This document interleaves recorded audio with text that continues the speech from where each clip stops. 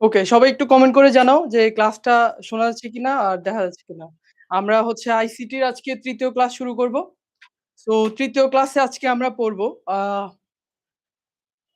৩য় ক্লাসে আজকে আমরা পড়ব হচ্ছে খুবই ছোট্ট ৩ টা টপিক।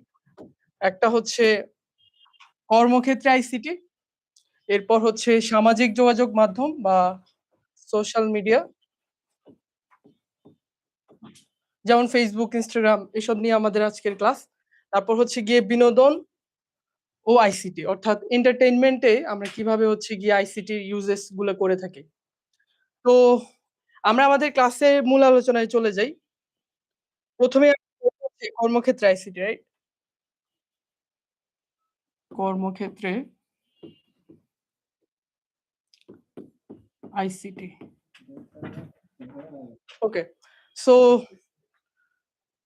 কর্মক্ষেত্রে আইসিটি বলতে আমরা বোঝাচ্ছি ধরো আইসিটির যেসব কম্পোনেন্টস আছে, ধরো এই যে কম্পিউটার মেইনলি, কম্পিউটার তারপর হচ্ছে গিয়ে ইন্টারনেট ইত্যাদি যেসব ডিজিটাল ডিভাইসেস বা ডিজিটাল সার্ভিসেস আছে, ওগুলা দিয়ে আমরা হচ্ছে কিভাবে কর্মক্ষেত্রে ইফেক্ট ফেলতে পারি। তো ২ ভাবে হচ্ছে গিয়ে আমরা আইসিটিতে এই অবদানগুলা রাখি। ১ নাম্বার হচ্ছে গিয়ে যে এক্সিস্টিং যেসব তোমার হচ্ছে গিয়ে কাজ আছে, এক্সিস্টিং মানে আগে থেকে যেসব কাজ আছে ওগুলাকে ডিজিটালাইজ করা। অর্থাৎ আ আমরা যদি বলি এভাবে লিখি যে আগের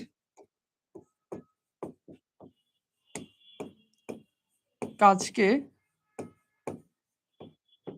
সম্প্রসারণ। কিভাবে আগের কাজকে সম্প্রসারণ করা বলতে, আগে আমাদের অফিসিয়াল যেসব কাজ ছিল ওগুলাকে আমরা এই যে কম্পিউটার, আইসিটির যেসব কম্পোনেন্ট আছে, কম্পিউটার, ইন্টারনেট এগুলা ইউজ করে হচ্ছে গিয়ে এক্সটেন্ড করতেছি অর্থাৎ ইজি করতেছি আগের কাজগুলাকে। অর্থাৎ এখন কিন্তু তোমার কাজ হচ্ছে আগের চেয়ে যদি তুমি কর্মক্ষেত্রে আইসিটি এপ্লাই করো, তখন ওই কাজগুলো অনেক ইজি এফিশিয়েন্ট হয়ে যায়। এফিশিয়েন্ট হয়ে যায়, সময় কম লাগে। তারপর আরো ২ টা জিনিস আছে স্বচ্ছতা বা হচ্ছে গিয়ে যে দুর্নীতি করার প্রবণতা কমে যায়। অ্যান্ড হচ্ছে গিয়ে এখানে আ আগের যেসব কাজ আছে ওগুলাকে ভালোভাবে মনিটরিং করা যায় যাতে কেউ ফাঁকি না দিতে পারে। তো আর ২ নাম্বারে যে আইসিটি কর্মক্ষেত্রে যে অবদানটা রাখছে এটা হচ্ছে আইসিটি নিজেই হচ্ছে গিয়ে নতুন অনেক কাজ ক্রিয়েট করছে। নতুন কাজ সৃষ্টি করা। নতুন কাজ সৃষ্টি করা বলতে আমরা বোঝাচ্ছি ধরো আইসিটি ফিল্ডের কারণে বা আইসিটি রিলেটেড ইয়ার কারণে এখন অনেক ওয়েবসাইট, তারপর হচ্ছে গিয়ে তোমার অ্যাপস এই সকল সার্ভিসেস কিন্তু নতুন করে আমাদের বানানো লাগতেছে। সো এগুলা যেহেতু আইসিটির কম্পোনেন্ট, সো এইগুলা বানানোর জন্য মেইনটেইন করার জন্য তোমার অনেক জব ক্রিয়েট হইছে নতুন। নতুন জব ক্রিয়েট হইছে। সো আইসিটি অনেক জব এভাবে আগের জবগুলাকে ডিজিটালাইজ করছে। দেন নতুন অনেক জব ক্রিয়েট করছে। Created new jobs. এখানে কিন্তু আমরা আরেকটা জিনিস না বললেই নয়। আইসিটির কারণে কিন্তু অনেক জব কিন্তু হারায় গেছে। যেহেতু হচ্ছে গিয়ে ডিজিটালাইজ হচ্ছে। এখন তো আবার আ এআই চলে আসছে, রাইট? সো এআই এর কারণে কিন্তু অনেক জব কিন্তু আসলে কমেও যাচ্ছে। আইসিটি নতুন জবকে ডিজিটালাইজ করতেছে প্লাস হচ্ছে গিয়ে নতুন অনেক জব ক্রিয়েট করতেছে। এর ফলে এর বাইরেও কিন্তু আইসিটি অনেক জব কিন্তু আসলে মানে ইয়াও করে ফেলতেছে অর্থাৎ আ বিলুপ্ত করে ফেলতেছে।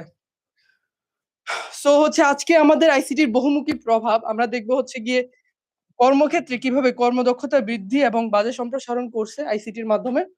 এরপর হচ্ছে আইসিটি আর কি করছে? নতুন অনেক কর্মসংস্থান সৃষ্টি করছে, রাইট? এটা আমি একটু আগে আলোচনা করলাম। সো আমরা যেটা দেখলাম যে হচ্ছে গিয়ে আইসিটি অনেক আগের কাজগুলোকে ডিজিটালাইজ করছে প্লাস হচ্ছে গিয়ে নতুন অনেক কর্মসংস্থান সৃষ্টি করছে। এরপরে আজকে আমরা পড়বো হচ্ছে গিয়ে যোগাযোগ প্রযুক্তি বিনোদনে আমূল পরিবর্তন কিভাবে ঘটন করছে ওইটা নিয়ে আলোচনা করব একটু পরে।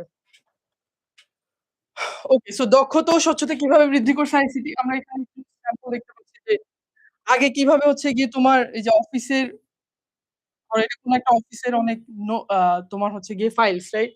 Office files. সো এগুলো কিন্তু কাগজের ছিল। সো এগুলাকে ম্যানেজ করা অনেক টাফ, মানে অনেক সময় লাগতো, তাই না? আচ্ছা, ক্লাস দেখা যাচ্ছে না কেন? কেন দেখা যাবে না?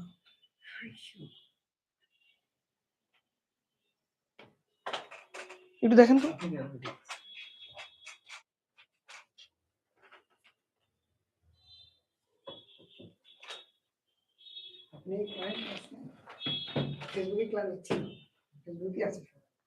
আচ্ছা, যাদের ওয়েবে ক্লাস দেখা যাচ্ছে না, তোমরা একটু ফেসবুকে ক্লাসটা দেখো। ফেসবুকে যেহেতু ক্লিয়ারলি ক্লাসটা দেখা যাচ্ছে। ওয়েবসাইটে এটা পরে আবার রেকর্ডেড থাকবে। তোমরা ওয়েবসাইট থেকে পরে যদি দেখতে চাও তাহলে তারা হচ্ছে রেকর্ড করে নিতে পারবে। তো আমাদের হচ্ছে যেটা হইছে আ ক্লাসগুলা তোমার আম আ ১ম দিকের যে কয়েকটা ক্লাস আমরা ওই ফেসবুকেও নিচ্ছি, তারপর আবার ওয়েবসাইটেও নিচ্ছি। এজন্য হচ্ছে অনেক সময় ঝামেলা হচ্ছে স্ক্রিন ক্যাপে। বাট আমরা কিন্তু এর পরবর্তীতে সবগুলা ক্লাস ওয়েব অ্যাপেই নিবো। তো তোমরা এটা নিয়ে টেনশন করার দরকার নাই। আমাদের ফোকাস হচ্ছে আপাতত আ কি বলে ফেসবুকে মোটামুটি যেহেতু দেখা যাচ্ছে তোমরা ওগুলা দেখো। তো আমরা যেটুক পর্যন্ত পড়লাম যে আইসিটি আমাদের কর্মক্ষেত্রে কিভাবে অবদান রাখছে। তো আমরা দেখতে পাচ্ছি যে অফিসে আগে ফাইলস গুলো কাগজের ছিল। তো এগুলো ম্যানেজ করা অনেক টাফ ছিল। কিন্তু এখন আইসিটির কারণে এই ক্লাসগুলো হচ্ছে গিয়ে বা এই ফাইলস গুলো ডিজিটালাইজ হয়ে গেছে। রাইট? সো এখন হচ্ছে ধরো এমন একটা ড্যাশবোর্ড থাকে প্রত্যেকটা অফিসের। সো ওই অফিসে ধরো কেমন লাভ হচ্ছে ওইগুলা দেখা যায়। তারপর এমপ্লয়ি ধরো হচ্ছে কেমন পারফরম্যান্স করতেছে ওগুলো হচ্ছে গিয়ে রিয়াল টাইম মনিটর করা যায়। এছাড়াও ধরো হচ্ছে অ্যাটেন্ডেন্স ধরো অফিসের যেকোনো ধরনের আ এই যে ধরো হচ্ছে গিয়ে আমি যদি বলি মেট্রিক, হ্যাঁ? ধরো যেকোনো একটা ভ্যালু যেটা দিয়ে তোমার মেজার করা যায় যে অফিসের কাজগুলো কি ভালো হচ্ছে নাকি খারাপ হচ্ছে। তো আমরা দেখলাম যে হচ্ছে গিয়ে আইসিটির কারণে কর্মীদের দক্ষতা বৃদ্ধি পায়। তারপরে জবাবদিহিত সেবার মান উন্নয়ন হয়। কিভাবে হয়? কারণ যেহেতু সবকিছু তোমার এভাবে ট্র্যাকড হয়, মনিটর হয়। ফলে যেটা হয় কেউ আসলে ফাঁকিবাজি করতে পারে না। সো এখান থেকে আমরা বলতে পারি জবাবদিহিতা এবং সেবার মান কিন্তু ডেভেলপ হয়। তুমি যদি একটু সবকিছু ডিজিটালাইজ করতে পারো কর্মক্ষেত্রে। এরপর হচ্ছে গিয়ে এখানে কিন্তু আইসিটির যে এগুলা এমনি, এমনি হয়ে যাবে না। ওটার জন্য কিছু তোমাদের কিন্তু স্কিলস আমাদের লাগবে। সো স্কিলস গুলা কি, কি? বিভিন্ন সফটওয়্যার ইউজ করতে পারা। সফটওয়্যার গুলোর মধ্যে আছে আমাদের বইয়ে যেগুলো একদম না বললেই না। ইমেইল ইউজ করতে পারা, তারপর ওয়ার্ড প্রসেসিং সফটওয়্যার ইউজ করতে পারা। তারপর হচ্ছে গিয়ে তোমার এই যে এই যে এক্সেল ইউজ করতে পারা। এই টাইপের বেসিক যেসব সফটওয়্যারের স্কিলস আছে ওগুলি অবশ্যই আমাদের জানতে হবে।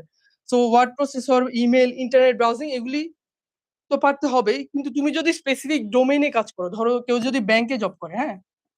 সো ব্যাংকের জন্য এই যে ব্যাংকের যারা কাস্টমার থাকে তাদের অ্যাকাউন্টস ম্যানেজ করা, তারপরে নতুন অ্যাকাউন্ট ক্রিয়েট করা এগুলোর জন্য কিন্তু সফটওয়্যার থাকে। আমরা বলছি ব্যাংকিং সফটওয়্যার। তো ব্যাংকিং সফটওয়্যার কিন্তু তোমার হচ্ছে যারা ব্যাংকের এমপ্লয়ি তাদের কিন্তু জানতে হবে। তুমি যে ফিল্ডে জব করো না কেন, ধরো হচ্ছে তুমি আ সিভিল ইঞ্জিনিয়ার, রাইট? ধরো তুমি সিভিল ইঞ্জিনিয়ার হলা অথবা তুমি ডক্টর হলা। সো এখন কিন্তু ডাক্তারদের কাজগুলাকে ম্যানেজ করার জন্য অনেক সফটওয়্যার আছে। তোমাকে ওই সফটওয়্যার গুলো ইউজ করলে তুমি কিন্তু অনেক কম সময়ে কম এফোর্ট দিয়ে অনেক কাজ বেশি, বেশি কাজ করে ফেলতে পারবা। এটা হচ্ছে আরকি সুবিধা। সো আমরা দেখলাম যে কর্মক্ষেত্রে যেসব স্পেশালাইজড সফটওয়্যার আছে ওগুলোর প্রতিও আমাদের হচ্ছে স্কিল আপ হতে হবে। যাতে করে আমাদের যে মানে জবাবদিহিত সেবার মান উন্নয়ন করা যায়। সো এরপর আমরা দেখব ফ্রিল্যান্সিং ও আউটসোর্সিং। সো ধরো আইসিটি আসার পরে একটা এই টার্মটা অনেক বেশি ফেমাস ফ্রিল্যান্সিং আর আরেকটা টার্ম সেটা হচ্ছে আউটসোর্সিং। সো ফ্রিল্যান্সিং মানে হচ্ছে কি ফ্রি, রাইট? তোমার ইচ্ছামত এরপর কি ল্যান্সিং, রাইট? ওটা ধরো ইচ্ছামত। আউটসোর্সিং মানে কি বাইরে। সো ধরো তুমি ঘরে বসে যদি বাংলাদেশের বাইরে কোনো কোম্পানিতে কাজ করো, হ্যাঁ? ওইটাকে আমরা বলি আউটসোর্স।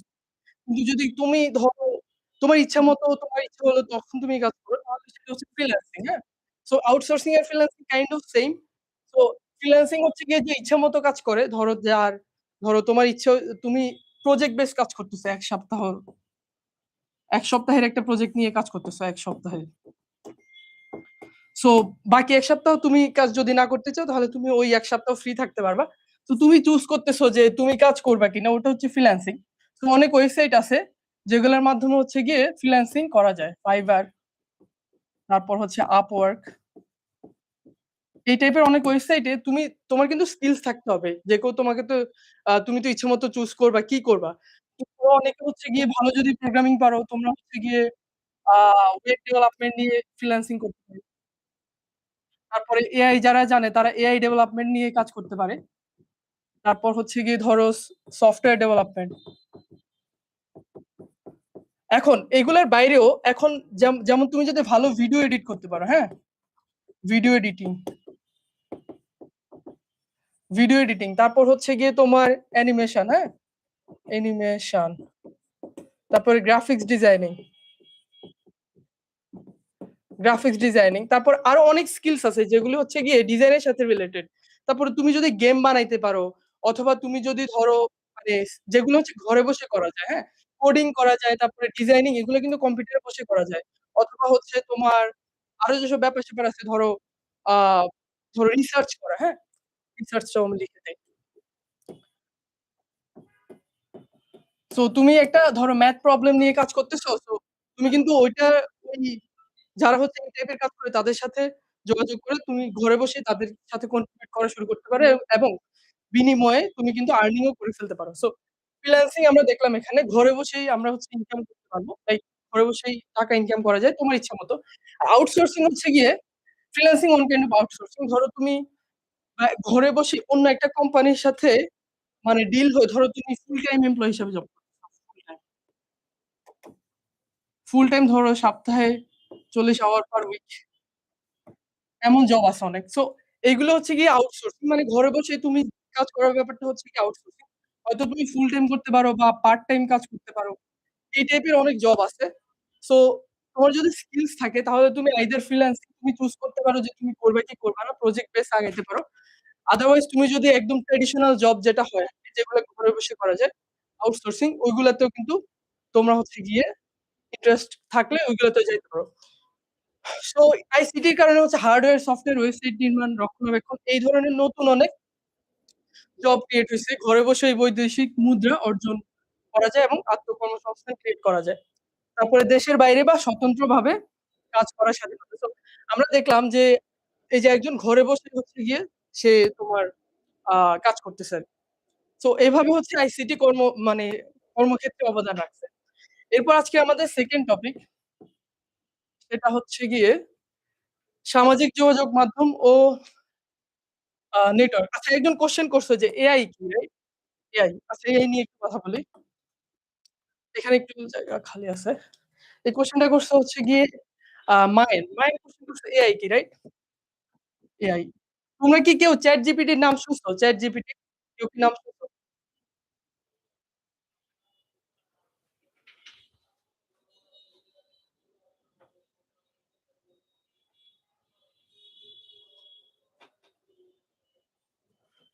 আচ্ছা। সো ChatGPT হচ্ছে একটা এআই। আমি আগে এক্সাম্পল দেই তারপর বলতেছি এটা আসলে কি। সো ChatGPT তারপর Gemini, Google এর Gemini এগুলো হচ্ছে এআই। এআই এর পূর্ণরূপ হচ্ছে আর্টিফিশিয়াল ইন্টেলিজেন্স, হ্যাঁ? So artificial intelligence, right?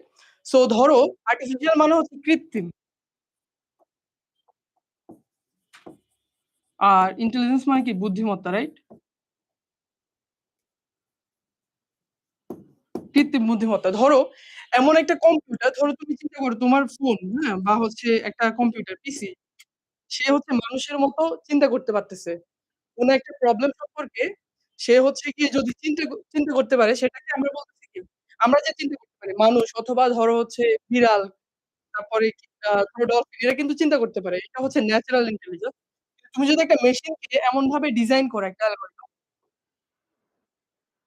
Algorithm এমনভাবে ডিজাইন করো, ধরো একটা মেশিন লার্নিং এটাকে বলা হচ্ছে গিয়ে অ্যালগরিদম তো আমরা পড়ছি রাইট? অ্যালগরিদম আমরা ১ম মানে কোন একটা প্রবলেম সলভ করার জন্য ধাপে যে সলভ করার যে স্ক্রিপ্ট ওটা হচ্ছে অ্যালগরিদম। তো তুমি একটা মেশিনকে একটা ওয়ে ক্রিয়েট করলা যাতে হচ্ছে মেশিন নিজে, নিজে শিখতে পারে, হ্যাঁ? নিজে, নিজে শেখা। সো শিখে হচ্ছে কি হবে? ও যদি ধরো তুমি যদি বলো যে আ A মানে হচ্ছে আপেল, A তে অ্যাপেল, B তে বল, হ্যাঁ? এগুলো যদি তুমি ওকে বলো AI কে বা একটা মেশিনকে বা একটা কম্পিউটারকে B তে বল, ও কিন্তু এগুলো মনে রাখতে পারবে। কারণ তার কি মেমোরি আছে, প্রসেসরে সে হচ্ছে গিয়ে থিংক করতে পারে। সো এই যে ব্যাপারগুলো আছে যে একটা কম্পিউটারের নিজের চিন্তা করার ক্ষমতা, এটাকে আমরা বলতেছি হচ্ছে আর্টিফিশিয়াল ইন্টেলিজেন্স। তো ২০২২ এ হচ্ছে গিয়ে ১ম ChatGPT লঞ্চ হয়েছিল তখন কিন্তু AI জিনিসটা আরো ম্যাসিভ আকারে বড় হইছে। এর আগেও ছিল কিন্তু এতটাও ম্যাসিভ ছিল না। সো একজন বলছে কি ফ্লো চার্ট এর মতো হ্যাঁ, ফ্লো চার্ট এর মতোই অ্যালগরিদম। বাট অ্যালগরিদমটা হচ্ছে তোমার ফ্লো চার্ট এর যে জাস্ট ডেসক্রিপটিভ ভার্সন আরকি। মানে তুমি লিখলা যে আগে যোগ করবা। ধরো আমি লিখলাম যে তুমি একটা প্রবলেম সলভ করবা যে আগে ধরো তুমি পরীক্ষায় ভালো করতে চাও, হ্যাঁ? এটার অ্যালগরিদম কি? পরীক্ষায় ভালো করার অ্যালগরিদম। অ্যালগরিদম হচ্ছে কি প্রত্যেকদিন ক্লাস করা, প্রত্যেকদিন প্রত্যেকদিন ক্লাস করা। এটা একটা ১ম ধাপ, রাইট? ক্লাস করা। এরপরে হচ্ছে কি প্রত্যেকদিন পড়া বা এক্সামে ভালো করা। পরীক্ষা পরীক্ষায় ভালো করা। মানে তুমি যদি এসএসসি তে ভালো করতে চাও, তোমাকে ভালো করার জন্য অনেকগুলো ছোট, ছোট ধাপ কিন্তু পার করতে হবে, রাইট? সো প্রত্যেকটা ধাপকে আমরা বলতেছি একেকটা স্টেপ। তো সবগুলা স্টেপ মিলে হচ্ছে গিয়ে যেই মানে তোমার যেই ধাপটা মানে আমরা যে কম্পাইল করে যেটা পাই এটা হচ্ছে আসলে অ্যালগরিদম। সো অ্যালগরিদম নিয়ে আমরা জানবো হচ্ছে গিয়ে আরো পরে গিয়ে তোমাদের লাস্ট চ্যাপ্টারে ৬ষ্ঠ অধ্যায়ে যখন প্রোগ্রামিং নিয়ে আমরা আলোচনা করব তখন অ্যালগরিদম আরো বিস্তারিত জানবো। আপাতত জেনে রাখো যে যেকোনো প্রবলেম সলভ করার জন্য আমাদের যে অনেকগুলো ধাপ থাকে ওই ধাপগুলোকে একসাথে বলা হয় অ্যালগরিদম। ওকে সো এআই সম্পর্কে কি আর কোন কোয়েশ্চেন আছে? এআই মানে হচ্ছে কম্পিউটার নিজে থেকে চিন্তা করে কোন প্রবলেম সলভ করার যে ব্যাপারটা। আগে কিন্তু কম্পিউটার নিজে থেকেই চিন্তা করতে পারত না। আমরা যেটা বলতাম ওইটাই করত। ধরো ও যোগ করতে পারত, বিয়োগ করতে পারত, গুণ করতে পারত বা ভাগ করতে পারত। অথবা এর বাইরে আরো কিছু অপারেশন আছে, ম্যাথ করতে পারত, রাইট? আস্তে, আস্তে কিন্তু আমরা কম্পিউটারে ওই এবিলিটি দিছি, হ্যাঁ? যাতে করে এখন সে কিন্তু নিজে, নিজে শিখতে পারে। ওটাকে আমরা বলি মেশিন লার্নিং। বাট এআই হচ্ছে গিয়ে সে কি নিজের একটা কৃত্রিমভাবে বুদ্ধিমত্তার একটা যে ব্যাপার আছে যে আ নিউরন বলে এটাকে। মানুষের ব্রেইনে যেমন নিউরন থাকে না? ধরো মানুষের ব্রেইনে কিন্তু অনেক নিউরন থাকে। তোমরা যারা বায়োলজিতে পড়ো, প্রত্যেকটা নিউরন একেকটার সাথে একেকটা কানেক্টেড থাকে। তো আমরা কিন্তু মেইন আলোচনার বাইরে চলে গেছি। এআই নিয়ে কথা বলতেছি। তো আমরা কিন্তু ওগুলো আরো পরে গিয়ে আরো ভালো করে শিখব। আচ্ছা একজন কোয়েশ্চেন করছে, "স্যার আমাদের কি চ্যাপ্টার শেষে সেই অনুযায়ী এক্সাম হবে?" হ্যাঁ, আমি হচ্ছে গিয়ে তোমরা যারা আলোড়ন ডট এক্সওয়াইজেড এ কোর্সটা করতেছো, ওইখানে কিন্তু তোমরা লগইন করলে ১ম ক্লাসের উপরে যে এক্সামটা আছে ওইটা আছে, ২য় ক্লাসের উপরে যে পরীক্ষা ওটাও চলতেছে। আর আজকে রাত ১০ টার পর থেকে সরি ৮ টার পর থেকে তোমরা কিন্তু এই ক্লাসে যে পড়ানো হচ্ছে, এই ক্লাসের উপর তোমরা কিন্তু পরীক্ষা দিতে পারবা। প্রত্যেকটা পরীক্ষাতে ২০ টা করে এমসিকিউ থাকে অ্যান্ড পরীক্ষার সময় খুবই কম থাকে। একেকটা ৫ সেকেন্ডের মধ্যে তোমার অ্যান্সার করতে হয়। সো এগুলো এমসিকিউ তোমরা সলভ করে ফেলতে পারো।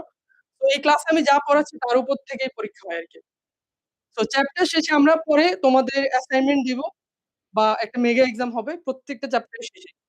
তো আপাতত আমরা চলে আসছি হচ্ছে সোশ্যাল মিডিয়াতে, রাইট?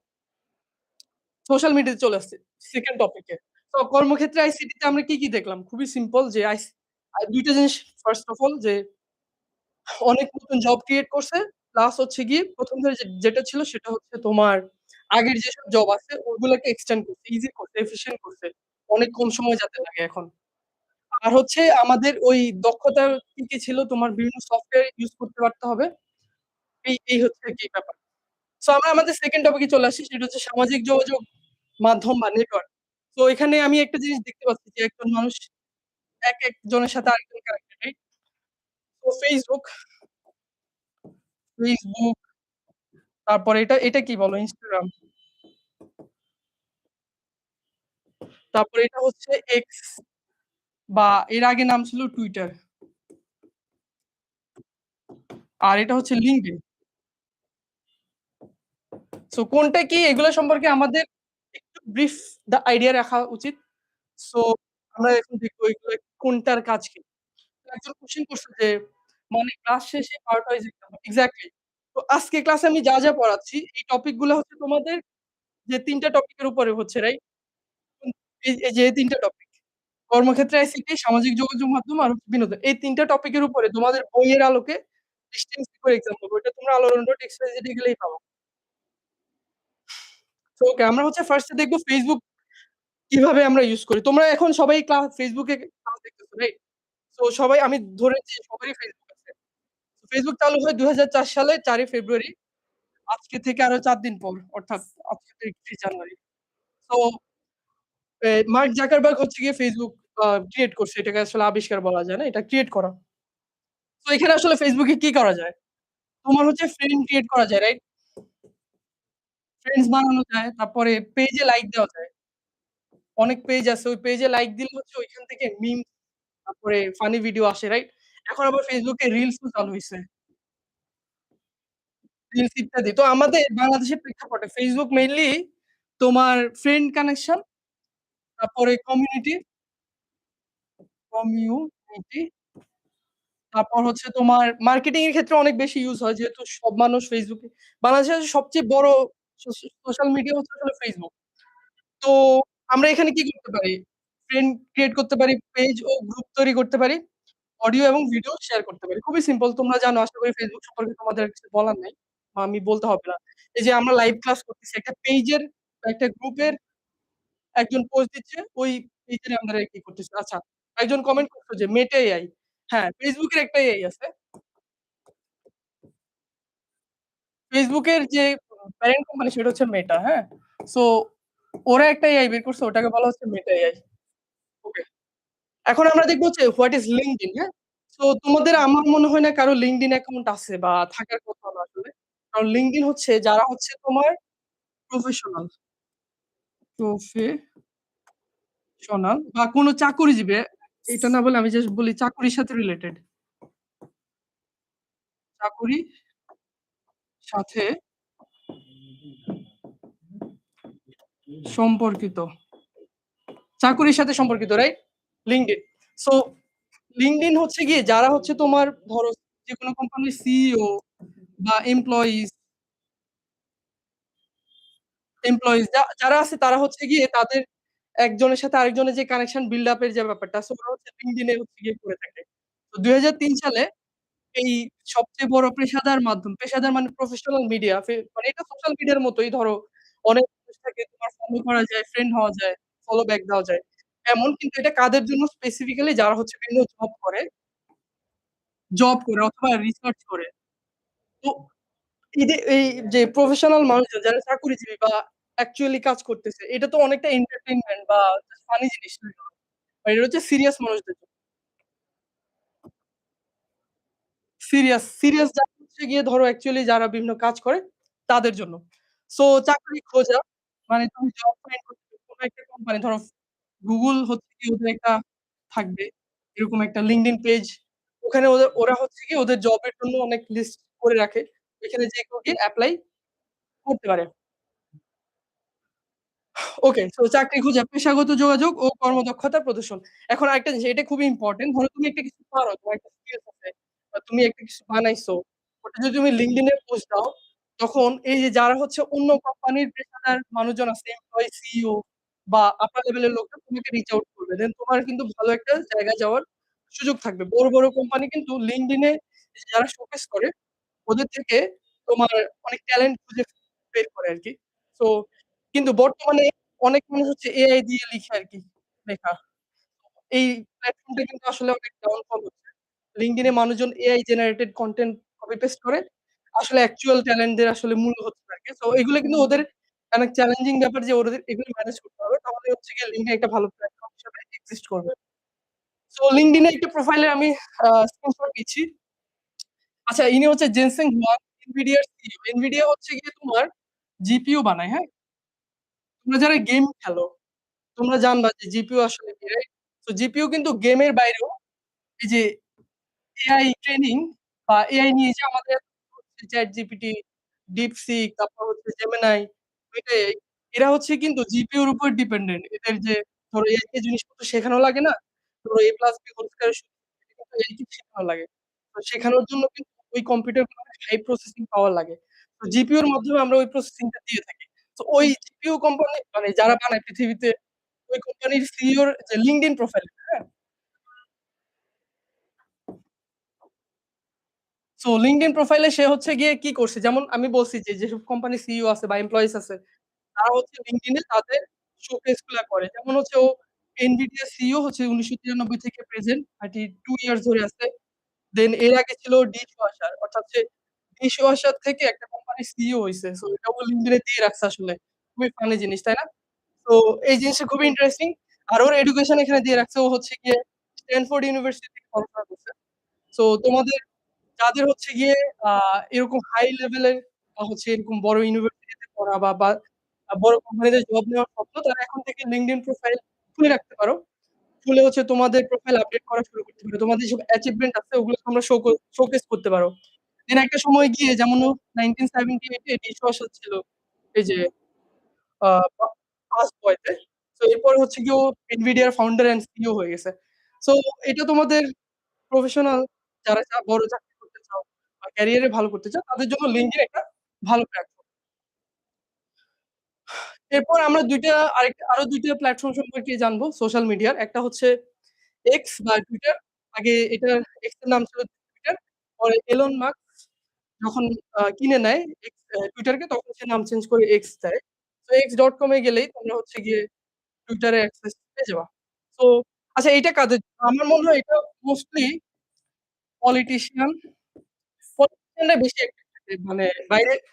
বাইরের কমিউনিটিতে। ধরো বাংলাদেশের জন্য Facebook যেমন একটা chaotic noisy প্লেস, ধরো USA বা আউটসাইড ওয়ার্লড এর ক্ষেত্রে Twitter হচ্ছে অনেক নয়েজি প্লেস। ওখানে তোমার পলিটিক্স থেকে শুরু করে যে চালগুলা লেগে থাকে Facebook এ বাংলাদেশে, ওগুলা সব Twitter এ হয় আরকি। তো তোমার হচ্ছে যেমন টেক কমিউনিটি থেকে শুরু করে পলিটিক্যাল কমিউনিটি, পলিটিক্যাল কমেন্টেটর সবাই এই যে X এ তাদের পোস্ট শেয়ার করে। এখন বিভিন্ন গভর্নমেন্টের যারা হচ্ছে অফিসিয়াল তোমার হচ্ছে মুখপাত্র বা হচ্ছে আমি যদি বলি স্পোক পারসন। সো তারা কিন্তু Twitter এ তাদের জিনিসপত্র শেয়ার করে।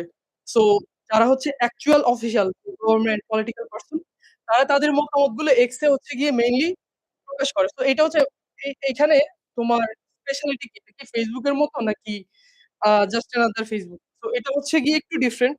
সো এটা হচ্ছে মাইক্রো ব্লগিং। সো মাইক্রো মানে হচ্ছে একটু ছোট, রাইট? মানে নরমাল এর চেয়ে একটু ছোট। ব্লগিং। সো ব্লগিং মানে হচ্ছে তোমার সো মানে টেক্সট বেসড ব্লগিং যদিও এখন ভিডিও তারপর হচ্ছে রিলস সবই আসলে এক্স এ আছে। তো এখানে সর্বোচ্চ ২৮০ ক্যারেক্টারের মাত্রা বা টুইট করা যায়। তো একটা তোমার যে আমি যদি একটু তোমাকে একটা দেখাই যে যেমন এটা একটা টুইট, রাইট? এটা একটা টুইট। এটা কিন্তু মেক্সিমাম ২৮০ ক্যারেক্টার হইতে হবে। ধরো এগুলো যদি তুমি গুনলে ২৮০ এর বেশি হইতে পারবে না। সো এটা হচ্ছে আরকি মাইক্রো ব্লগিং। সো তুমি যাই লিখো না কেন ছোট করে লিখতে হবে। সো ছোট করে লেখার কারণে কিন্তু এটা আসলে জনপ্রিয়তা পাচ্ছে আরকি। এখন এখন দেখো আমি এখানে একটা টুইটের উদাহরণ দিচ্ছি। Google Develop for তারা একটা টুইট করছে। দেন আরেকটা টুইট হচ্ছে যেমন World of Statistics এর একটা টুইট হচ্ছে ইলন মাস্ক শেয়ার করছে। এই যে এরা হচ্ছে গিয়ে তোমার ধরো মানে কি বলে? মানে তোমার ফেমাস পারসন যারা আছে তারাও Twitter এ তাদের অনেক মতামত শেয়ার করে। আবার অনেক কোম্পানি ওদের কমিউনিটির সাথে যোগাযোগ মেইনটেইন করে Twitter এ। মানে অনেক ক্যাজুয়াল একটা প্ল্যাটফর্ম। LinkedIn হচ্ছে অনেক প্রফেশনাল। ওখানে তুমি আপনি মানে অনেক সম্মান দিয়ে কথা বলতে হবে। বাট Twitter এ কিন্তু ওই কমিউনিটি অনেক ক্যাজুয়াল। ধরো তুমি ইচ্ছামত মানে জাস্ট তার সাথে হচ্ছে কমিউনিটি মানে লিঙ্ক করতে পারো, কথা বলতে পারো। এই আরকি। সো আমরা দেখলাম হচ্ছে গিয়ে প্রত্যেকটা টুইটকে বলা হয় প্রত্যেকটা যে পোস্টকে বলা হচ্ছে আসলে টুইট। তো এভাবে হচ্ছে গিয়ে আমি কয়েকটা টুইটের উদাহরণ এখানে দেখালাম। ওকে। সো এরপরে হচ্ছে লাস্ট হচ্ছে আমাদের Instagram। সো তোমাদের অনেকের হয়তো Instagram থাকার কথা। কারণ বাংলাদেশে Instagram অনেক ফেমাস। তোমাদের কার Instagram আছে লেখো তো? মানে কারো কি আছে Instagram?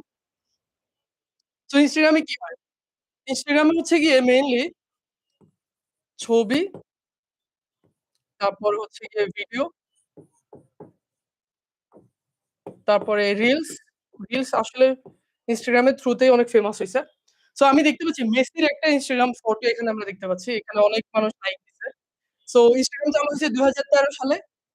তো মেইনলি এটা হচ্ছে গিয়ে ছবি ও ভিডিও শেয়ার করার, রিলস শেয়ার করার এবং হ্যাশট্যাগ শেয়ার করার মাধ্যম। হ্যাশট্যাগ হচ্ছে ধরো হ্যাশট্যাগ ফ্রি ফ্রি প্যালেস্টাইন, হ্যাঁ? সো এই হ্যাশট্যাগটা যদি তুমি ইউজ করো, তাহলে হচ্ছে গিয়ে ওই রিলেটেড এই হ্যাশট্যাগ ইউজ করে যারা পোস্ট দিচ্ছে, ওই সব পোস্ট হচ্ছে গিয়ে তুমি দেখতে পাবা। মানে যেকোনো কিছু খুঁজে বের করার জন্য ট্রেন্ডিং টপিক বের করার জন্য এই হ্যাশট্যাগ গুলো ব্যবহার করা হয়। তো এর বাইরেও কিন্তু আমরা জানি যে Instagram এর মতো আরেকটা প্ল্যাটফর্ম আছে যেটাতে শুধু এই যে ভিডিও দেখা যায়। মানে রিলস যেটা আছে ওটা কিন্তু হচ্ছে TikTok রাইট? অনেক ফেমাস বাংলাদেশে। নট অনলি বাংলাদেশে সব বিশ্বে সারা দেশে। আমার মনে হয় তোমাদের বইতে TikTok কে এখনো এড করা হয় নাই। নেক্সট ইয়ার এ যখন বইটা আপডেট করবে তখন TikTok কেও এড করবে ফর সিউর। আমরা দেখলাম যে অনেকগুলা সোশ্যাল মিডিয়া এবং তাদের কোন বিশেষত্ব। এখন এখানে ডিজিটাল মার্কেটিং এর একটা ব্যাপার আছে যে, যেহেতু সেলিব্রিটিরা এটা ইউজ করে, তো মেসি একটা একটা Instagram পোস্টের জন্য ও যারা স্পন্সর থাকে তাদের থেকে কিন্তু অনেক টাকা নেয়। সেম গোস ফর রোনালদো বা হচ্ছে আদার যেসব সেলিব্রিটিস আছে, তারা হচ্ছে তাদের যে ফ্যান ফলোয়ার আছে তাদের সাথে ছবি শেয়ার করে, ভিডিও শেয়ার করে, তাদের লাইফ কেমন যাচ্ছে এগুলি শেয়ার করে। সো এটার জন্য হচ্ছে Instagram পরিচিত। ওকে, আমাদের সোশ্যাল মিডিয়া টপিকটা শেষ। এখন আমরা আমাদের 3rd টপিকে চলে আসলাম। সেটা হচ্ছে বিনোদনের ওই যে বিনোদন আইসিটি অর্থাৎ বিনোদন ও আইসিটি। তো এখন বিনোদন মানে কি আসলে মানে মজা করা, রাইট? মানে তুমি অবসর সময় পার করতেছো, এখন একটু তোমার সময়টাকে ভালো কাটানোর জন্য আ তোমার জাস্ট টাইম ওয়েস্ট আরকি। সো সে তো এখানে কি আছে? ধরো পূর্বে যেটা হইতো তোমার ধরো যখন আইসিটি ছিল না, এই যে কম্পিউটার বা মোবাইল নেটওয়ার্কিং এইসব যখন ছিল না তখন আসলে ভালো দিন ছিল। তুমি হচ্ছে গিয়ে যখন তোমার সিনেমা দেখা লাগতো তুমি সিনেমা হলে যাইতা। যখন তোমার গান শোনার ইচ্ছে হইছে তোমার কিন্তু মানে একদমই ধরো হচ্ছে আরো ১০০ বছর আগে তোমার কিন্তু যাত্রাপালায় যাওয়া লাগতো, হ্যাঁ? যাত্রাপালায় যাওয়া লাগতো অথবা তুমি যদি কোন বাউলকে হায়ার করতে পারো তোমাকে গান শোনার জন্য, সে হচ্ছে গিয়ে তোমাকে গান শোনাইতো। তো তুমি যদি খেলতে ইচ্ছা হয়, ধরো তোমার একটু মানে খেলাধুলা করতে ইচ্ছা হচ্ছে, তোমার কিন্তু মাঠে যাওয়া লাগতো, রাইট? সো মাঠে যাওয়া লাগতো। এখন কিন্তু ওই জিনিসটা কেউ করে না। তোমার গান শোনা লাগতেছে। সো এরপরে যেটা হইছে ওই ধরো ১০০ বছর আগে ধরো আমরা এরপরে ধরো ১৯৮০ এর দিকে যেটা হইল, তোমার হচ্ছে গিয়ে টিভি তারপরে রেডিও গুলো চলে আসলো। তো এখন টিভি, রেডিও এগুলোতে গান শোনা যায়। তারপরে খেলার নিউজ পাওয়া যায়। বাট খেলার জন্য স্টিল তোমাকে খেলার মাঠে যেতে হবে। বাট তোমার যে গান শোনা, তারপরে হচ্ছে গিয়ে আ মুভি দেখা ওগুলা হচ্ছে গিয়ে টিভিতে আর হচ্ছে রেডিওতে চলে আসছে। কিন্তু যখন কম্পিউটারে ইন্টারনেট চলে আসছে তখন কিন্তু তোমার ঘরের বাইরে যাওয়া লাগতেছে না। তখন হচ্ছে ৪ দেয়ালের ভেতরে পৃথিবীর সব বিনোদন চলে আসছে। হ্যাঁ? এখন হচ্ছে তোমার গেম খেলা থেকে শুরু করে গান শোনা, তারপর হচ্ছে মুভি দেখা সবকিছু হচ্ছে ইন্টারনেটের মাধ্যমে তোমার কম্পিউটারের মধ্যেই তুমি দেখতে পাচ্ছ। তো এই বিনোদনের যে বিবর্তন হয় ওটা কিন্তু আসলে অনেক আচ্ছা একজন কোয়েশ্চেন করছো যে ২০১০ আচ্ছা এটা ২০১০ হবে তাহলে। আমার হয়তো টাইপিং মিস্টেক হইছে। আচ্ছা, সো আচ্ছা ঠিক আছে তাহলে। আমরা এরপরে দেখতেছি যে এখানে আমি Netflix আর হচ্ছে Spotify এর আইকন দিছি। সো তোমার মুভি দেখা লাগলে এখন যেটা হয় স্ট্রিমিং কম্পিউটারের বাইরেও এখন নতুন আরেকটা শব্দ এখানে এড করা হইছে স্ট্রিমিং মানে রিয়াল টাইম স্ট্রিমিং মানে ধরো হচ্ছে স্ট্রেঞ্জার থিং বের হইছে। তো এটা একটা সিরিজ রাইট? Netflix এ বের হইছে। সো এটা হচ্ছে যখন বের হইছে তুমি সাথে হচ্ছে গিয়ে তোমার ল্যাপটপে বা তোমার মোবাইলে একদম রিয়াল টাইম দেখতে পাচ্ছ। সো আর হচ্ছে গিয়ে যে Spotify তোমার গান কিন্তু এখন আর ডাউনলোড করা লাগে না। যেমন এইখানেও কিন্তু গান এই যে মেমোরি কার্ডে সিডি-রম সিডি-রম এ কিন্তু ডাউনলোড করতে হইতো বা হচ্ছে ট্রান্সফার করতে হইতো। ধরো তুমি মেমোরি লোড ছিল ধরো ২০১০ এর দিকে বা ২০১৫ এর দিকে দোকান থেকে মানুষজন মেমোরি লোড করে বাসায় গিয়ে মুভি তারপরে গান এগুলো দেখতো। বাট এখন কিন্তু কেউ গান ডাউনলোড করে না। মুভিও ডাউনলোড করে না। সবাই হচ্ছে গিয়ে একটা স্ট্রিমিং সফটওয়্যার থাকে এটা গানের জন্য স্ট্রিমিং সফটওয়্যার এটা হচ্ছে Netflix মুভির জন্য, হ্যাঁ? তো তোমার স্ট্রেঞ্জার থিং বের হইলেও তুমি কিন্তু ডাউনলোড না করেই ডাউনলোড করতে পারো যদি তুমি শেয়ার করতে চাও। বাট ডাউনলোড না করে কিন্তু একদম রিয়াল টাইম ওদের যে অ্যাপ থেকে তুমি মুভি দেখতে পারো। তো এখন কিন্তু দেখো আগে হচ্ছে বিনোদন আ কোথায় ছিল আর এখন কোথায় চলে আসছে। এখন একটা জিনিস হচ্ছে গেম খেলা। এখন কি খেলার জন্য তোমার মাঠে যায় পোলাপাইন? বাসায় বসে পিসিতে গেম খেলে। অনেক মানে যুগ তো চেঞ্জ হয়ে গেছে। এখন সবাই হচ্ছে সবার পিসি থাকে বা ফোন আছে PUBG তারপরে Fortnite যেসব গেমস আছে তারপর অনেক গেমিং কনসোল চলে আসছে Nintendo তারপরে PS5 এই টাইপের অনেক ডিভাইসেস যখন চলে আসে ধরো গেমিং কনসোল এর কথা বলতেছিলাম। সো এখন মাঠে না গিয়ে তুমি জাস্ট ঘরে বসে কিন্তু গেম খেলতে পারো। তো এইজন্য আমি লিখলাম যে ৪ দেয়ালের ভেতরে পৃথিবীর সব বিনোদন এখন ব্যবস্থা হয়ে গেছে। তো বিনোদনের যে ব্যাপারটা শুরুতে যেমন ছিল এখন কিন্তু খুবই ডিফারেন্ট হয়ে গেছে, তাই না? আইসিটি আসার ফলে। তো এই যে চেঞ্জটা এটা কিন্তু এক হিসেবে ভালোর জন্য আবার অন্য হিসেবে কিন্তু খারাপের জন্য। তো কেন খারাপ হইছে? যেমন অনেক ছেলেমেয়েরা আছে বাসায় বসে সারাক্ষণ গেম খেলে পিসিতে অথবা মুভি দেখে। ওরা কিন্তু অসামাজিক হয়ে যায়। ওরা কিন্তু অন্য মানুষদের সাথে আর মিশতে পারে না। বা সূর্যের আলোয় লাগলেই তার হচ্ছে গিয়ে কেমন জানি মনে হয় যে অন্য গ্রহের প্রাণী। কারণ যেটা হয় ও ৪ দেয়ালের মধ্যে বন্দী হয়ে গেছে। সো ওর সামাজিক যে গ্রোথ হওয়ার কথা ছিল বা কমিউনিটি যে কমিউনিকেশন যে স্কিলস হওয়ার কথা ছিল ওগুলো কিন্তু হয় না। সো এটা কিন্তু হওয়া যাবে না। আমাদের এই অবশ্যই সতর্ক থাকতে হবে। যে এখানে আমি লিখছি যে আসক্তি সম্পর্কে অবশ্যই সতর্ক থাকা প্রয়োজন। সো আমরা গেম নিয়ে একটু একটা পেজ আছে আমাদের। সো কম্পিউটার গেম ও অ্যানিমেশন। তোমরা দেখতে পাচ্ছ এখানে একটা 3D ক্যারেক্টার রাইট? ও হচ্ছে গিয়ে একটা গেমের কোন একটা গেমের একটা ক্যারেক্টার হতে পারে। এই ছবিটা এআই দিয়ে জেনারেট করা। সো এই যে তোমার যারা হচ্ছে গিয়ে কম্পিউটার গেম খেলছো তারা জানো যে তোমাদের গেমের ভেতরে একটা হচ্ছে গিয়ে এনভায়রনমেন্ট থাকে। খুবই হাইটেক এনভায়রনমেন্ট থাকতে পারে। তারপর হচ্ছে খুবই মানে ইনসেন যেগুলো আসলে বাস্তবে পসিবল না। এইরকম জিনিসগুলো হচ্ছে গিয়ে অ্যানিমেশন বা ওই যে গ্রাফিক্স ডিজাইনিং এর মাধ্যমে বানানো যায়, হ্যাঁ? তারপর হচ্ছে গিয়ে এই যে এই ব্যাপারগুলো, হ্যাঁ? একটা গাছ বানানো হইছে। এটা কিন্তু একজন মানুষ অবশ্যই বানাইছে, রাইট? একজন কোশ্চেন করছে পিসি কি? পিসি মানে হচ্ছে গিয়ে পার্সোনাল কম্পিউটার। সো তুমি পিসি বলতে বুঝাছো আসলে ল্যাপটপ, রাইট? ল্যাপটপ একটা পার্সোনাল কম্পিউটার অথবা ডেস্কটপ আছে যাদের, তাদের হচ্ছে গিয়ে আ ওটাই আসলে একটা পার্সোনাল কম্পিউটার। আচ্ছা তো এখানে এই যে কম্পিউটার গেম যেটা, তো অনেক টাইপের গেম আছে। কম্পিউটার ইচ্ছামত ধরো তুমি যেকোনো গেম পাবা। চেস থেকে শুরু করে ফাইটিং গেম, PUBG তো এই টাইপের যত গেম আছে সবগুলো আসলে কম্পিউটারে পাওয়া যায়। এজন্য আমরা লিখছি যে ছোট থেকে প্রাপ্ত হয়েছে সবার জন্য আসলে এই যে কম্পিউটার গেম আসলে রয়েছে। এখান থেকে বিনোদন সবাই নিতে পারে। এখন গ্রাফিক্স নির্ভর কাল্পনিক চরিত্র এবং জগৎ সৃষ্টি। এখানে কিন্তু আরেকটা জিনিস আছে। যেহেতু অনেকে যারা গেম খেলো, ওরা কিন্তু গেম ডেভেলপ ও করতে পারে। মানে তুমি যদি গেম খেলতে গিয়ে বুঝতে পারো যে তোমার মাথায় একটা স্টোরি আসছে, আচ্ছা আমি এটা নিয়ে একটা গেম বানাইতে চাই। তখন কিন্তু তোমাকে কিন্তু কিছু স্কিলস অর্জন করতে হবে যে এরকম একটা ক্যারেক্টার কিভাবে বানায়, একটা গাছ কিভাবে বানায় 3D তে, হ্যাঁ? সো এভাবে বানানোর ফলে যেটা হবে তুমি কিন্তু গেম ডেভেলপার হয়ে যেতে পারবা। পরে তুমি ঘরে বসে ফ্রিল্যান্সিং বা আউটসোর্সিং করতে পারবা। বাংলাদেশে বসেই ভালো গেম বানাইতে পারো। তোমার গেম পৃথিবীর সব দেশের মানুষজন খেলবে। তুমি কিন্তু মিলিয়নিয়ার হয়ে যেতে পারবা যদি ভালো গেম তোমার হইতে পারে। সো গেম বানানো তারপর হচ্ছে অ্যানিমেশন এগুলো কিন্তু স্কিলস এর মধ্যে পড়ে, হ্যাঁ? তো এখানে কিন্তু একটা বিরাট সম্ভাবনা আছে।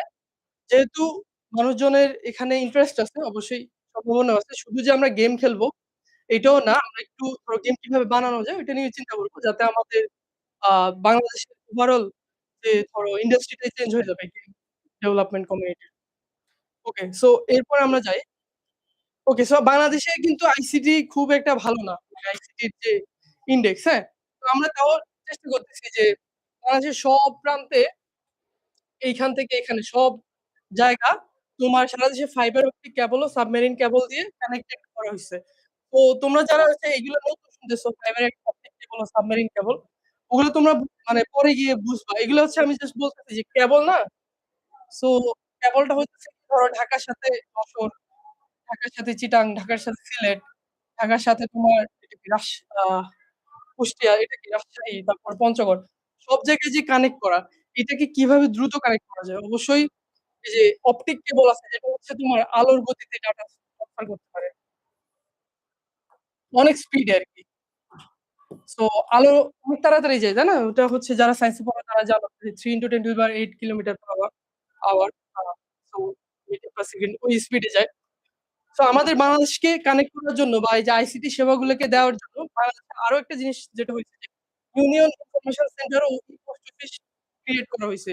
সো তোমাদের যারা হচ্ছে ইউনিয়ন আছে, তোমাদের বাসার পাশে যে ইউনিয়ন আছে, ওখানে কিন্তু একটা ইনফরমেশন সেন্টার ও পোস্ট অফিস ক্রিয়েট করা হচ্ছে। সরকার হচ্ছে নতুন সরকার এসে এগুলিকে অপটিমাইজ করতেছে। তো ওই সেন্টার গুলাতে কি হবে? তুমি আইসিটি রিলেটেড যেকোনো সার্ভিস পাবা। হ্যাঁ? যেগুলো হচ্ছে তোমার আগে হচ্ছে তোমার মানে অনেক জায়গায় দৌড়াদৌড়ি করা লাগতো। সরকারি যেসব তারপরে ই-সার্ভিস যেগুলো আমরা ওই গত ক্লাসে পড়ছিলাম, ই-সেবা,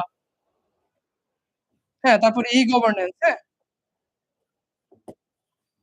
এই সবগুলো সার্ভিস কিন্তু এই যে ইউনিয়ন ইনফরমেশন সেন্টার বা পোস্ট অফিস এই যে সেন্টার গুলো আছে ওগুলো থেকে পাওয়া যাবে।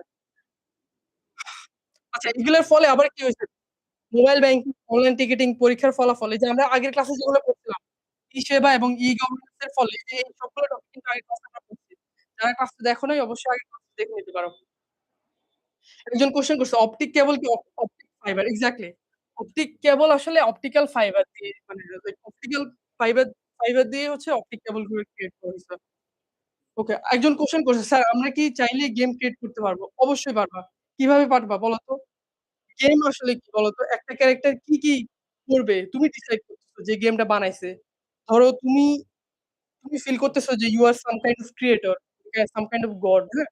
সো তুমি হচ্ছে ডিক্টেট করতেছো যে এই ক্যারেক্টারটা বামে যাবে কোন কি প্রেস করলে, বামে যাবে কোন কি প্রেস করলে, অথবা লাফ দিবে কোন কি প্রেস করলে। এগুলো তো অবশ্যই কেউ না কেউ প্রোগ্রাম করতে হচ্ছে।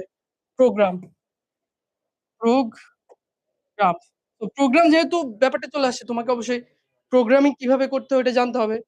সো তুমি একটা অবজেক্ট ক্রিয়েট করলা কম্পিউটারের মধ্যে দেন তুমি লিখে দিতে হবে আরকি। এটাকে আমরা বলি প্রোগ্রামিং।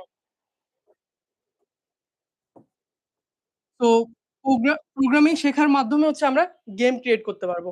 সো এখানে কিন্তু প্রোগ্রামিং এর বাইরেও অনেক কিছু জানতে হবে। যেমন তোমাকে এরকম 3D এনভায়রনমেন্ট ক্রিয়েট করতে হবে।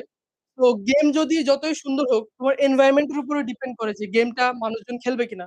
যদি অনেক সুন্দর এনভায়রনমেন্ট তুমি বানাইতে পারো, তো তোমার কিন্তু ডিজাইন স্কিল ভালো থাকতে হবে। তাহলেই কিন্তু তোমার একজনে আসলে বড় গেম বানানো পসিবল না। তোমার একটা বড় টিম যদি হয়, যে যারা কয়েকজন ভালো ডিজাইন করতে পারে, যারা অ্যানিমেশন করতে পারে, যারা ভালো কোডিং করতে পারে, হ্যাঁ? তো ওরা হচ্ছে গিয়ে গেম বানাইতে পারে। সো তুমি যদি কোডিং না পারো তাও নো কোড দিয়েও কিন্তু নো কোড অনেক গেম ডেভেলপমেন্ট টুল আছে। কিন্তু আসলে কোডটা আসলে কি বলতো? প্রোগ্রামিং আসলে কি লজিক বিল্ডিং না? সো তুমি যদি এমন একটা টুল পাও যেটা দিয়ে তুমি ডিসাইড করতেছো যে ক্যারেক্টার কিভাবে চলবে, মুভ করবে। এই যে ব্যাপারগুলা, এগুলা কিন্তু তোমার হচ্ছে গিয়ে লজিক্যাল। সো তুমি যদি ভালো কোডার হইতে হয় বা এখানে কিন্তু ফিজিক্সও জড়িত অনেকভাবে। হ্যাঁ? যে ধরো এই যে ক্যারেক্টারটা এটার সাথে কি বাধা পাবে কি পাবে না। তারপরে এই যে এখানে হাইট এর একটা ডিফারেন্স আছে, তাই না? তারপর হচ্ছে গিয়ে এটা যে ভেসে থাকতেছে এটা তো ফিজিক্স অনুযায়ী না। সো এখানে গ্র্যাভিটির একটা ব্যাপার আছে। তো গ্র্যাভিটি এখানে টানতেছে কিনা। রিয়ালিস্টিক করার জন্য তোমাকে ভালো ফিজিক্সও শিখতে হবে। হ্যাঁ, ফিজিক্স এর জ্ঞান লাগবে। নট নেসেসারিলি তুমি ফিজিক্স এর পিএইচডি করতে হবে। এরপর তোমার ম্যাথ তো অবশ্যই সবার আগে। সো ম্যাথ সবার আগেও লাগবে। কারণ কোডিং জিনিসটা আসলে লজিক থেকে আসতেছে। এই যে ধরো এই ক্যারেক্টারটা কত বেগে হাঁটবে, তারপর হচ্ছে কত বেগে হাঁটলে হচ্ছে গিয়ে সে কত ডিসট্যান্স আসবে। এগুলো আসলে কি ম্যাথ দিয়ে ফিজিক্স দিয়ে তো ক্যালকুলেট করে বের করতে হবে। রিয়াল টাইম তোমার কিন্তু যখন এই গেমটা চলবে, এই যে কত বেগে বাতাস যাবে, তারপরে এই ডালটা নড়বে। সবকিছু ফিজিক্স দিয়ে ডিসাইড হচ্ছে। ম্যাথ দিয়ে তোমাকে ক্যালকুলেট করে বের করতে হবে। তো সবকিছুর জন্য কিন্তু তোমাদের একটা ওভারঅল নলেজ লাগবে সবকিছুর জন্য। ফিজিক্স, ম্যাথ, কোডিং, ডিজাইনিং এই সবকিছুকে কম্বাইন করে তুমি একটা যদি লাস্ট অফ অল স্টোরি লাগবে একটা ভালো। তো স্টোরি হচ্ছে একটা গেমের মূল। হ্যাঁ? স্টোরি যদি ভালো হয়, তোমার গেম এমনিতেই ভালো হবে আরকি। সো একটা স্টোরি জেনারেট করতে হবে। দেন হচ্ছে তোমার প্রোগ্রামিং নলেজ বা coding knowledge, math knowledge, physics knowledge, তারপরে ডিজাইনিং নলেজ সবকিছু কম্বাইন করে ওই স্টোরি অনুযায়ী তুমি একটা গেম ক্রিয়েট করতে পারবা। ওকে। সো আমরা দেখলাম হচ্ছে গিয়ে এখন বাংলাদেশে আসলে কি আইসিটি তে অনেক পিছায় আমরা সবাই এটা জানি, তাই না?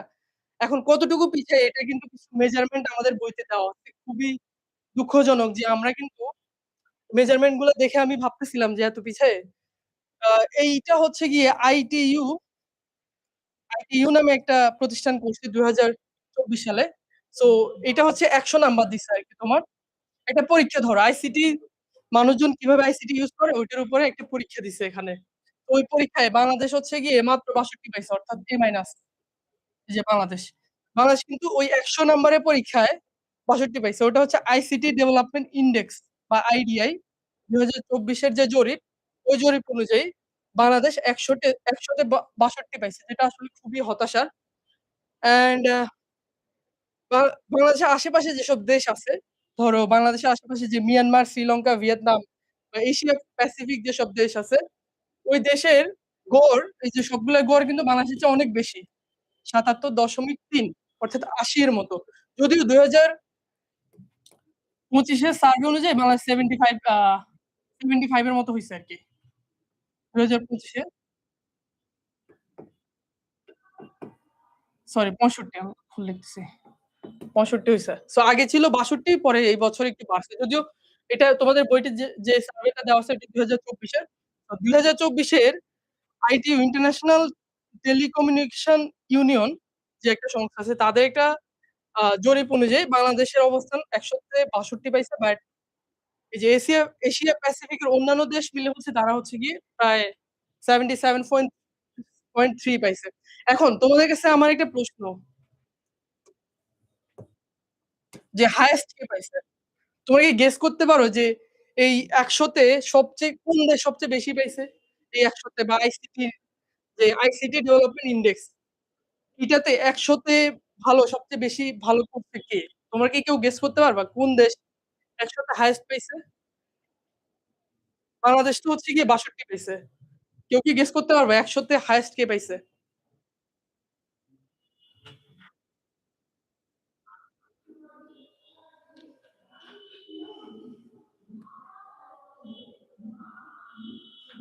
আচ্ছা, জাপান একজন বলছে জাপান। আর কি কেউ বলবা? Like China.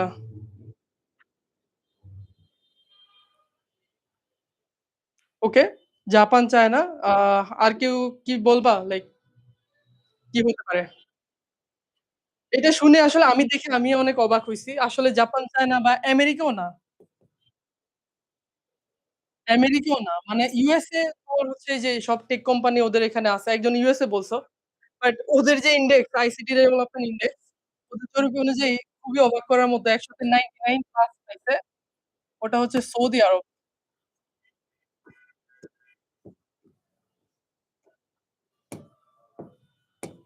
যাই হোক এটা আমাদের বইতে নেই। আমি জাস্ট উল্লেখ করে দিলাম।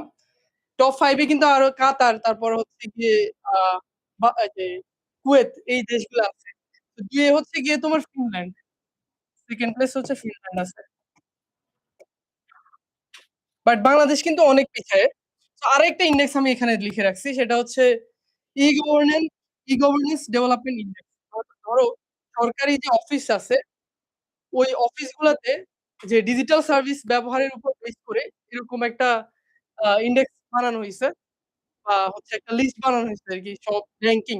ওই র‍্যাংকিং এ বাংলাদেশ ১০০ তম। মানে খুবই ব্যাড। ধরো তোমার ২০০ জনের ১৯৩ জনের একটা ক্লাসে ওর রোল নাম্বার হচ্ছে ১০০। হইলো কিছু? এটা খুবই স্যাড যে আমাদের আসলে অনেক উন্নয়ন করতে হবে। বাংলাদেশ আসলে অনেক পিছায় আছে। মানে মনে হয় আরকি আমরা ডিজিটাল হয়ে গেছি, ডিজিটাল বাংলাদেশ। সব জায়গায় তোমার ফোন, আইসিটি, এই যে আইটি সব জায়গায় চলে আসছে। আসলে কিন্তু না, বাংলাদেশ কিন্তু খুবই তলানিতে। বাংলাদেশের কিন্তু অবস্থা খুবই শোচনীয়। এখন এটাকে পার করতে হইলে আমাদের যে জেনারেশন আছে তোমরা বা আমরা আমাদের কিন্তু কাজ করতে হবে। সো আমাদের কিন্তু কাজ করতে হবে যাতে হচ্ছে আমরা এই র‍্যাংকিং গুলা আগাইতে পারি। ঠিক আছে? সো এই যে ই-গভর্নেন্স ডেভেলপমেন্ট ইনডেক্স এ বাংলাদেশ ১০০ তম। এটা কিন্তু পরীক্ষায় আসতে পারে। মানে লাইক এগুলো এমসিকিউ এর জন্য মাথায় রাখতে পারো বাংলাদেশে কত। ওকে সো কিভাবে আগাইতে পারি? তোমাদের বইয়ে একটা সুন্দর একটা টার্ম আছে যে লিপ ফ্রগ মানে হচ্ছে বড় লাফ, হ্যাঁ? তো তোমাকে হচ্ছে গিয়ে এভাবে এখানে একটা হাল্কের মতো এনার্জি নিয়ে একটা বড় একটা লাফ দিতে হবে, হ্যাঁ? এক লাফে তুমি লেটস সে 90 তে চলে গেলা। আরেক লাফে 95 এ চলে গেলা স্কোরে। আইসিটি যে ডেভেলপমেন্ট ইনডেক্স এ। তো আমাদের কিন্তু ওই বড় লাফ দেওয়ার জন্য তোমার যে যারা রিসোর্স পারসন আছে, যারা হচ্ছে অ্যাকচুয়ালি আ স্টুডেন্টস অথবা প্রফেশনাল এই আইসিটির যে ব্যাপারগুলো আছে ওগুলাকে ফিল করতে হবে। নিজেদের ইয়ার সাথে কম্বাইন করে কাজ করতে হবে। তো তো তরুণ প্রজন্মের আউটসোর্সিং এবং নিজস্ব কোম্পানি গঠন দেশের অর্থনীতি মজবুত করছে। এখন কিন্তু অবশ্যই ধরো বাংলাদেশের মানুষজন আসলে কি চায় বলতো? যারা পড়াশোনা করতেছে তোমাদের মধ্যে অর্ধেক আছে হচ্ছে গিয়ে তোমরা হয়তো ডক্টর হইতে চাও। যারা সায়েন্সে পড়ো, অর্ধেক আছে হচ্ছে ইঞ্জিনিয়ার হইতে পারো। তো এগুলো হয়েও কিন্তু তুমি দেশের অনেক যেমন ইঞ্জিনিয়ারের মধ্যে তুমি সিএসসি ইঞ্জিনিয়ার হইতে পারো বা আইটি রিলেটেড অনেক ইঞ্জিনিয়ারিং আছে। ট্রিপলি তোমাদের কিন্তু অবশ্যই এইম থাকতে হবে বড় যে আমি পৃথিবীর সবচেয়ে বড় গেমটাকে বানাবো। পৃথিবীর সবচেয়ে বড় গেম ধরো GTA একটা গেম বানাচ্ছে GTA 6 ওটা আপকামিং। সো এই টাইপের যে বড় গেম বানানোর যে ড্রিম থাকা, ওটা আমাদের থাকতে হবে। যেহেতু আমাদের জনসংখ্যা পৃথিবীর কত? 9 টপ 10 এ যদি যেহেতু টপ 10 এ আমাদের কিন্তু আইসিটি তে টপ 10 এ থাকা উচিত আমার মনে হয়। সো আমাদের কিন্তু এইম বড় রাখতে হবে। তো নেক্সট যে অ্যাপ নেক্সট বাংলাদেশ থেকে কেন নেক্সট অ্যাপল কোম্পানি তোমরা এইম করবে না যে আমি বড় হয়ে বাংলাদেশ থেকে নেক্সট অ্যাপল কোম্পানি বানাবো। যে কনজিউমার ইলেকট্রনিক্স বা ফোন, স্মার্টফোন, ল্যাপটপ এগুলো আমরা বানানো শুরু করব। সো এগুলোর জন্য কি দরকার? তোমার অনেক মানুষকে এগুলা সম্পর্কে জানতে হবে যে আসলে টেকনোলজি কি, প্রোগ্রামিং কি, কোডিং কি, তারপর হচ্ছে ডিজাইনিং কি, ম্যাথ, ফিজিক্স অনেক ভালো জানতে হবে, ইঞ্জিনিয়ারিং জানতে হবে। তো এগুলো করতে পারলে কিন্তু আমরা যে বড় কোম্পানি নিজে এখান থেকে বিল্ড করতে হবে। এমন না যে আমরা Google এ জব করব অথবা Apple এ জব করব। কিন্তু ঠিক আছে এটা ভালো জিনিস। কিন্তু আমাদের নিজেদের কিন্তু উদ্যোগ নিতে হবে। তো উদ্যোগ নিলে কিন্তু আমাদের দেশের যারা জনসংখ্যা আছে বা জনগণ আছে তারা কিন্তু কর্মসংস্থান পেয়ে যাবে। কর্মসংস্থান বেড়ে যাবে আমাদের বাংলাদেশে। সো বাংলাদেশে তো অনেক মানুষ বেশি আমাদের অনেক বড় উদ্যোগ নিতে হবে এখনই সময়। আমার মনে হয় ২০০০ এখন তোমাদের জেনারেশন আছে তোমরা খুবই লাকি যে হচ্ছে এখন জিনিসগুলো অনেক স্মুথ হচ্ছে আগের চেয়ে। আচ্ছা আমরা ক্লাসের শেষের দিকে চলে যাচ্ছি। সো লাস্ট টপিক আমাদের সেটা হচ্ছে বাংলাদেশ স্যাটেলাইট অ্যাক্ট বা BS-1 তো এটা কিন্তু ২০১৮ সালে ১২ ই মে কানাডা থেকে উৎক্ষেপণ হচ্ছিল। তো বাংলাদেশ এটার আগের নাম ছিল বঙ্গবন্ধু স্যাটেলাইট। সো এখন নামটা চেঞ্জ হইছে যারা জানো না। তোমাদের বইতে এটা বাংলাদেশ স্যাটেলাইট হিসাবেই আছে আরকি।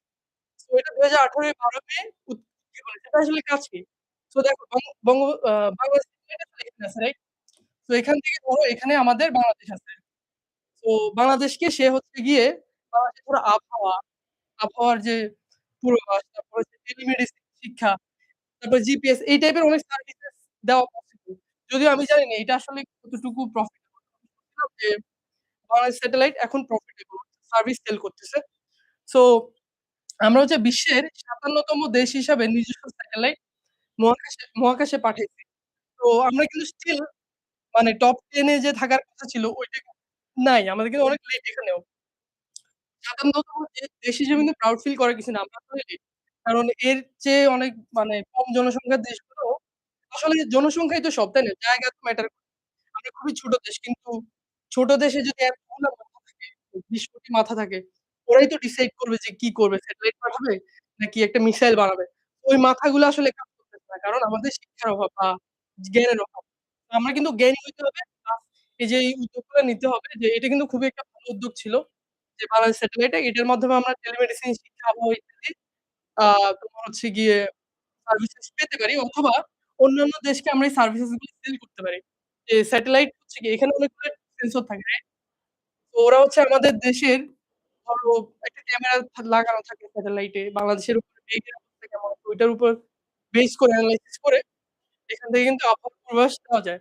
সো স্যাটেলাইট কিন্তু অনেকটা মানে কৃত্রিম উপগ্রহ বলে এটাকে। কৃত্রিম স্যাটেলাইট মানে কি? কৃত্রিম উপগ্রহ। অনেকে হয়তো জানবা না। সো উপগ্রহ মানে কি? চাঁদ কি একটা উপগ্রহ না?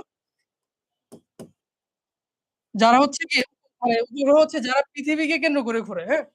এটা হচ্ছে ধরো আর্থ, হ্যাঁ? এটা হচ্ছে একটা পৃথিবী। এটা হচ্ছে একটা স্যাটেলাইট। সো স্যাটেলাইট হচ্ছে গিয়ে এরকম একটা কক্ষপথে অরবিটাল এ মানে এই যে ওর একটা ধরো সেন্টার পয়েন্ট থাকে বাংলাদেশ। এটাকে মুভ করে সে কিন্তু অনেক হাই স্পিডে কিন্তু ঘুরতে পারে। কারণ পৃথিবী তো ঘুরতেছে। তো স্যাটেলাইট যারা ফিজিক্স এ পড়তেছে তারা স্যাটেলাইট সম্পর্কে আরো জানবা। ইন্টারনেটে উঠবা। স্যাটেলাইট কিভাবে থাকে? স্যাটেলাইট কেন এক জায়গায় থাকে? স্যাটেলাইট কিন্তু দূরে সরে যায় না। মানে এখানেই কেন থাকে? এগুলো ফিজিক্স এর ব্যাপার-স্যাপার। তোমরা ওগুলো পরে দেখবা। সো এরকম একটা স্যাটেলাইট কিন্তু বাংলাদেশ পাঠাইছে। ওটা হচ্ছে এখন ওর একটা অরবিটাল আছে। ওই অরবিটাল এ এ এ এখন এই যে উপগ্রহ কি আরেকটা কি চাঁদ। চাঁদ হচ্ছে ধরো আরো দূরে বা এখানে চাঁদ আছে। চাঁদ তো আছেই এমনিতে পৃথিবীর সবার। কিন্তু এটা আমাদের নিজের স্যাটেলাইট। কিন্তু আমেরিকা বা রাশিয়া এদের কিন্তু হাজার, হাজার স্যাটেলাইট। মানে ওদের স্যাটেলাইট গুলো ভেঙে পড়ে আছে। তো এই হচ্ছে আরকি ব্যাপার যে আমরা এই চ্যাপ্টারটা তাহলে মোটামুটি শেষ আমাদের। সো এখান থেকে এমসিকিউ আসতে পারে যে কবে উৎক্ষেপণ করা হইছে? ১২ই মে ২০১৮। তারপর হচ্ছে ৫৭তম দেশ হিসাবে আর এই যে ডিটিএইচ মানে ওই যে তোমার এই যে আকাশ ডিটিএইচ ওই যে ডিশ মানে ওই যে টিভির চ্যানেল যে দেখা যায় চেঞ্জ করা যায় ওগুলা আরকি। দেন হচ্ছে জাতীয় নিরাপত্তা বা ন্যাশনাল সিকিউরিটি ধরো বাংলাদেশের উপরে একটা ড্রোন যাচ্ছে। ওটাকে আমাদের মনিটর করার জন্য একটা রিয়াল টাইম স্যাটেলাইট লাগবে। যাতে হচ্ছে গিয়ে অন্য দেশের কোনো শত্রু প্লেন বা হচ্ছে একটা ড্রোন বাংলাদেশের উপরে আসলে আমরা যাতে ডিটেক্ট করতে পারি। এজন্য আমাদের স্যাটেলাইট অবশ্যই থাকতে হবে। সো একটা স্যাটেলাইট তো পাঠাচ্ছি। আরো অনেকগুলো স্যাটেলাইট আসলে লাগবে। মানে একটা স্যাটেলাইট দিয়ে তো সবকিছু করা যায় না এখানে। আমি যদিও লিখছি যে কি করা যাবে। কিন্তু এটা স্যাটেলাইট দিয়ে এত কিছু করা যায় না। প্রত্যেকটা স্যাটেলাইটের স্পেসিফিক ইউজ কেস থাকে। তো ওইটা অনুযায়ী আমাদের আরো স্যাটেলাইট পাঠাইতে হবে। তো এখন আমি তোমাদের সাথে আমাদের এক্সাম নিয়ে কথা বলব। এই যে আজকে আমরা পরীক্ষাটা এই ক্লাসটা করলাম, হ্যাঁ?